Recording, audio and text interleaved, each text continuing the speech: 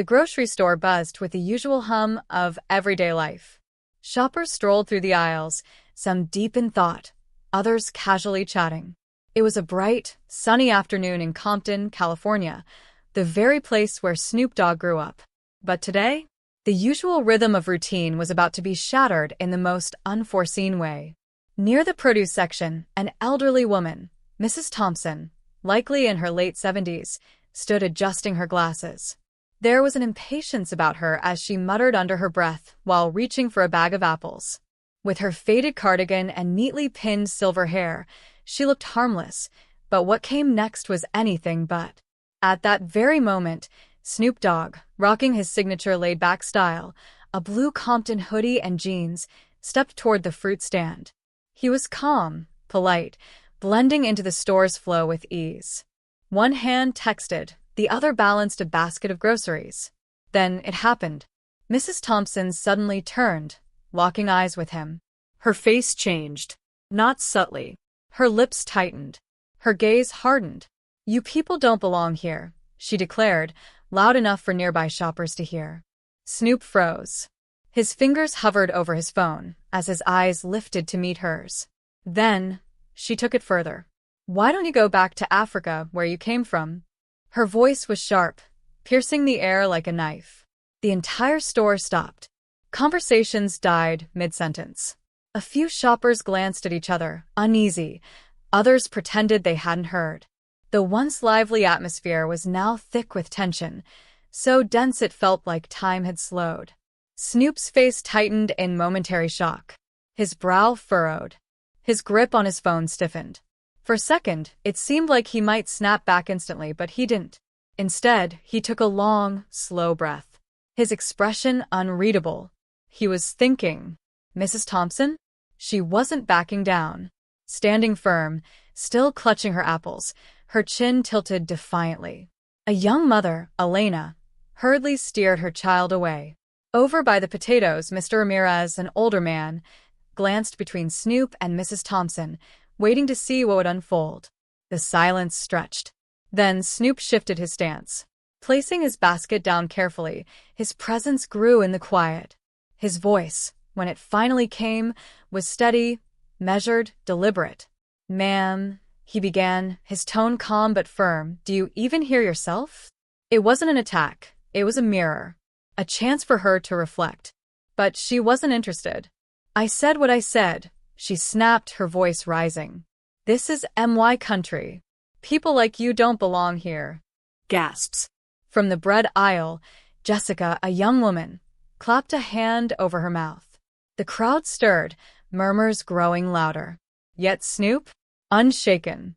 He didn't step forward. He didn't raise his voice. Instead, he let the weight of her words settle.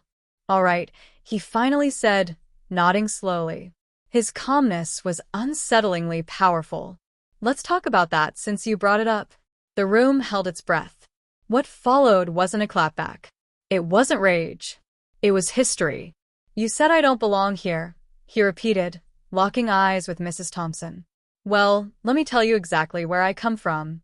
His words landed heavy, each syllable sharp and deliberate. "My great-great-grandfather? Born right here in California. But before that, he was brought here against his will.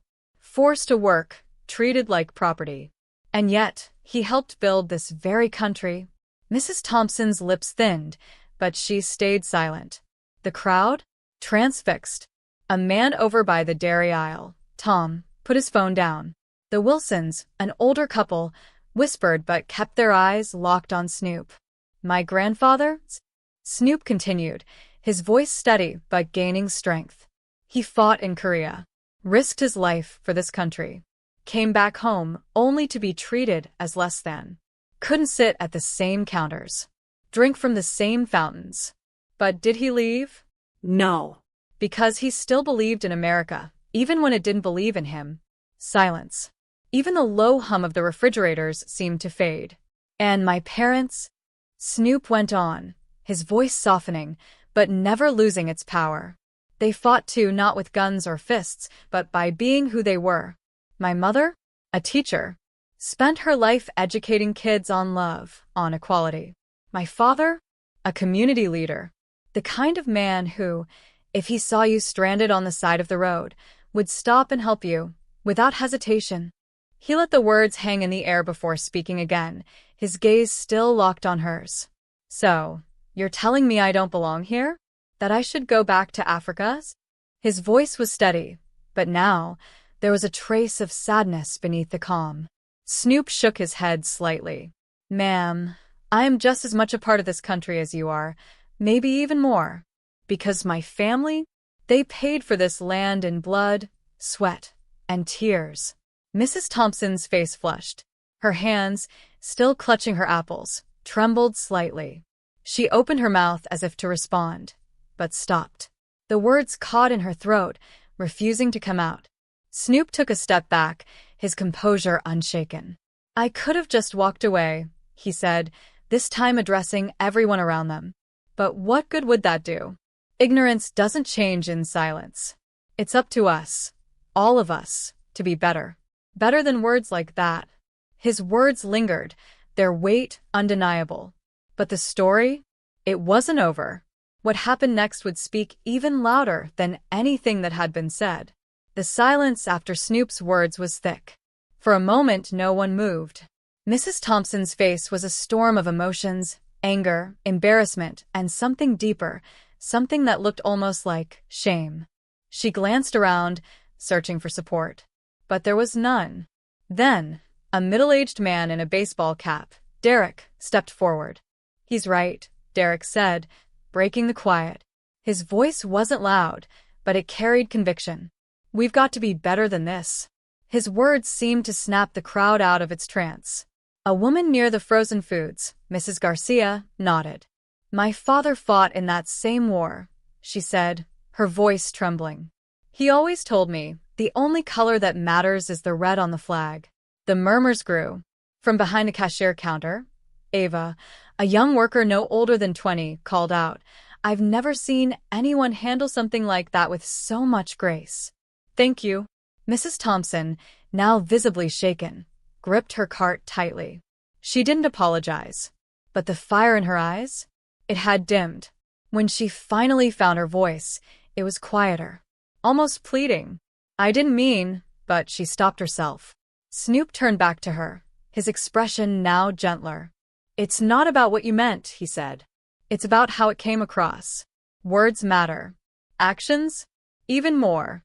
From the deli counter, James hesitated, then clapped. At first it was slow, unsure. Then others joined in.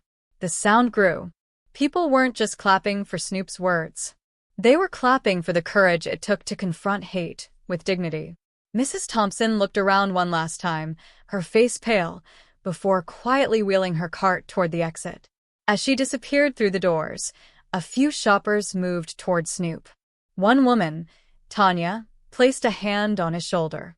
Thank you, she said softly, for saying what needed to be said. Snoop smiled faintly, lifting his basket back into his hand. Sometimes, he murmured, almost to himself, it's not about winning or losing. It's about making sure people hear the truth. The tension dissolved, replaced by something else, reflection. Some looked inspired, others deep in thought. But everyone seemed changed in some small way. The moment had passed, but the impact? Far from over. As the store returned to its usual rhythm, something felt different. Snoop finished his shopping, moving through the aisles with a measured pace, as if replaying what had just unfolded. At the checkout, Ava, the young cashier, scanned his items with a shy smile. What you said back there, she hesitated. Then, gathering her words, she continued. It meant a lot. People don't always stand up like that. Especially not with that much grace. Snoop met her gaze, his expression warm. Sometimes, grace is the only way to break through anger, he said. Anything else just builds walls. Outside, the sun had begun to set, casting long shadows across the Compton parking lot. As Snoop walked to his car, he noticed Mrs. Thompson sitting in hers, hands gripping the steering wheel tightly. For a moment, he considered walking over. But then, he stopped himself. Some lessons take time to settle. And he had already said what needed to be said.